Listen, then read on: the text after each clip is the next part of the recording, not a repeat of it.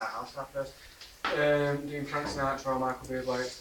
Any opinions? Like tribute? No? Explain that in a bit more detail, Michael. Well, I'm going to pick 3 songs, and I don't know, I won't say that much.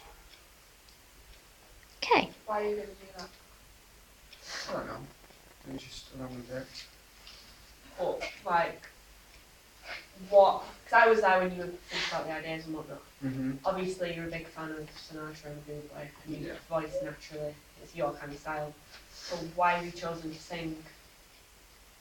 I don't know, it's just... The story that you told me before. Oh yeah. Like, there's a story with Michael Bublé that's just like about...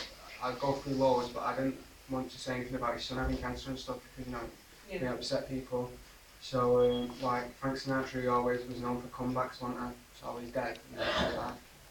It's something that my teachers, like, an idea that teaching me. Thoughts, questions, areas for research or development? What songs are you going to sing? I don't know, yeah. There's too many to pick from, so... I suggest, That's Why, Ladies of Tramp, you do them really well. Thank you. Any other questions, thoughts? Are you just going to do the 3 songs, sing them? Or are you going to have a No, bit of they're doing dialogue loads. between Yeah. Most likely, I don't know yet. I want to see how long it lasts, because if it lasts too long, then, no, I'm not going to. But if it like doesn't last that long, then it gives me something to talk about, don't it?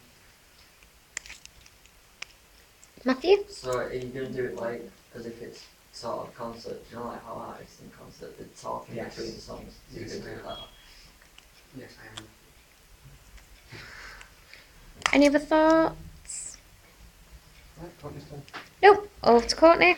Right, so basically, I was going to do something spiritual, but then I changed my mind because I didn't know what ideas to do. So I was thinking about doing comedy, but not like just telling jokes, like obviously, because I'm not that funny, but I mean like doing like a funny monologue, but I haven't really got round to what like sort of like properly idea of that yet. So I'm thinking about doing it on the stage and just having a spotlight on me. And having the audience just in fixed roles, just normal audience. And I don't know, I haven't really thought about anything else. And what are you thinking of like researching next? Like what's your next step from where you are now?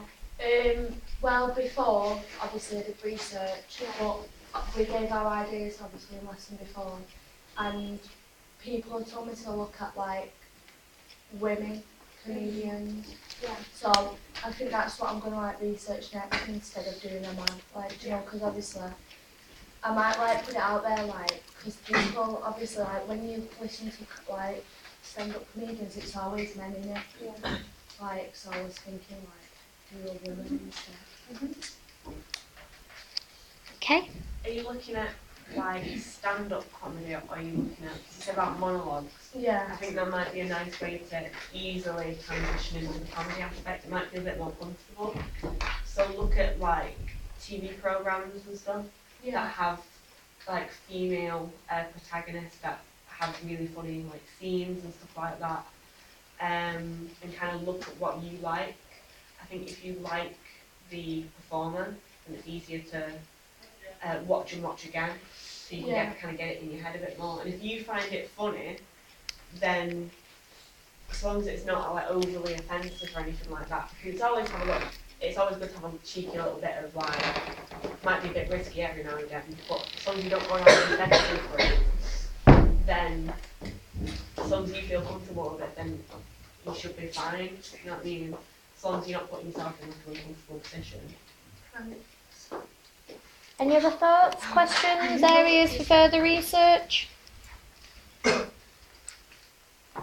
you looked into any comedians, like men comedians? Not yet, no. I've just looked in like research like what lighting I'm going to use and where I'm going to do it and stuff like that. Thank you very much. Let's hear level 3 year 2's other group. I'm in a group with Kay, Natasha, Joss and Ryan, and basically what we're doing is a support group type thing, which we talk about our lives and things that we've gone through, which I will be talking about how I moved from Poland. And the research I've done so far is interviewing quite a few of my family members about why they came over to England and how they feel about it, how they felt at the time, and has it made their life better, and how they dealt with stereotypes that have obviously been said to them by other people. Very good. So our angle is obviously, like you said, a support group, but we don't want to tell people that it's a support group. We want it to be open to interpretation. We're going to be filtering around, so we're involved with the audience, but we want it to be, our link for all our stories is kind of like surviving society. Obviously society has a lot of pressures forced upon young people, and it's how we cope with that. I recently went into hospital, so I'm going to talk about my experience with that, how I got into hospital, how I felt while I was there. I was talking to Daniela about it because a lot of people said, well, a few people said it might leave me a bit too exposed. Obviously it's quite a deep topic to talk about, but Daniela was saying, do what you know, and obviously it's something that I'm very passionate about, kind of spreading the word of mental health, surviving. So I'm very passionate about doing something that I know and something that I understand, because it's very personal to me.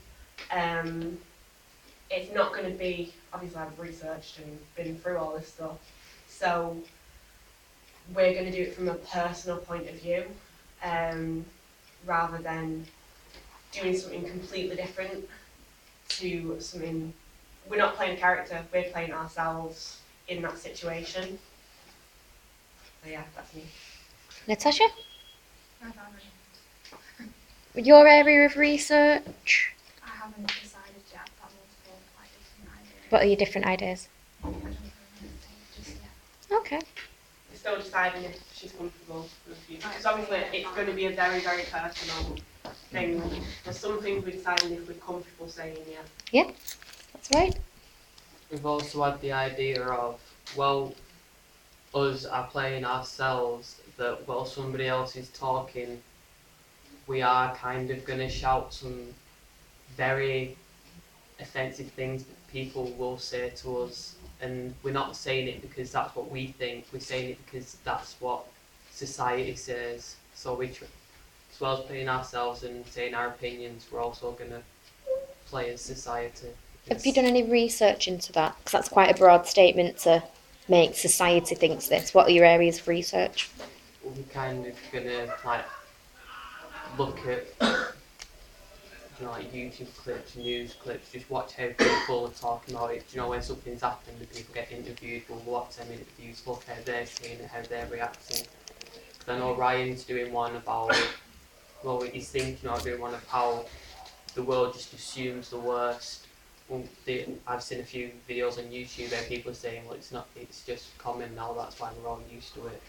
So we've got that to look at and work on and around, and obviously there's comment sections and Facebook, so we can look at them and really look at how people think, because people they're not afraid to hide on social media. They'll say it because they think this is just my profile, no one's going to really listen to me or judge me. So that's what we're going to look at, the comment sections of viral videos. Very nice.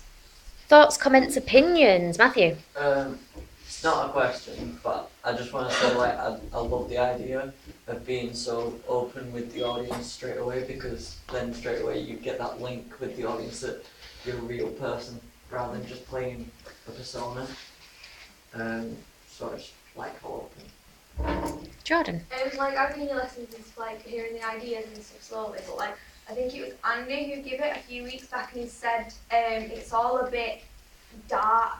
Do you know what I mean? Like, you've kind of got to have some positive things, and then like I have seen that like Ryan's speaking about the you know, like how everything's dark and stuff. But I think it kind of needs something where you're not speaking about something deep. Do you know what I mean? Something emotional to you. I think you need something that's kind of something personal to you that's like positive. Response? The reason we're kind of doing these things is because we want to connect with the audience. We're not doing everything dark as such because we are showing the positive side. Like, obviously, like, I was really upset when I came over here from Poland, but, you know, I'm showing the positive side of how I survived that and how I feel now, how it's made a positive influence on my life, for example. And another reason we're doing quite personal things is to show people that, you know, everyone is going through things and that there is support out there. Similarly to that, obviously, I was in that lesson as well when Andy said that, but I don't agree with him because we've had panto, we've had, you know, community, we've done so much happy, jolly, singy stuff. I don't want to do that. I've not performed with my group. I want to do a straight acting contemporary piece that is going to be dark. There's always going to be dark theatre. It's not a lie, you know what I mean?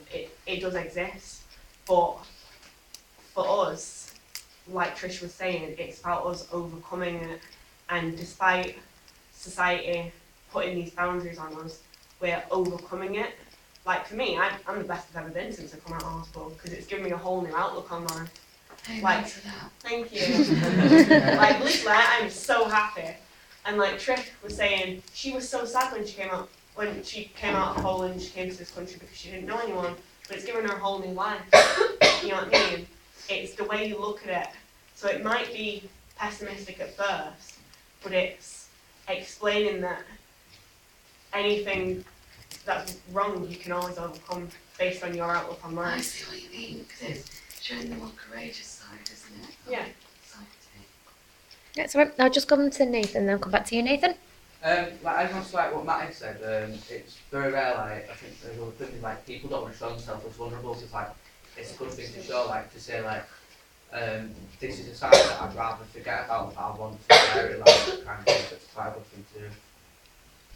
Very good, Jordan. Like you just said, like kind of you don't want it, like it's not, like you gotta give your opinions and it being like dark and stuff, and that's how you want it to be. You like that's kind of what I was trying to say, like you kind of need to at the end kind of show how you've overcome them, if you get what I mean, like to show that like you've come out of hospital and you're feeling good, kind of show that. Do you know what I mean? Any other comments, questions, areas for further research? Thank you.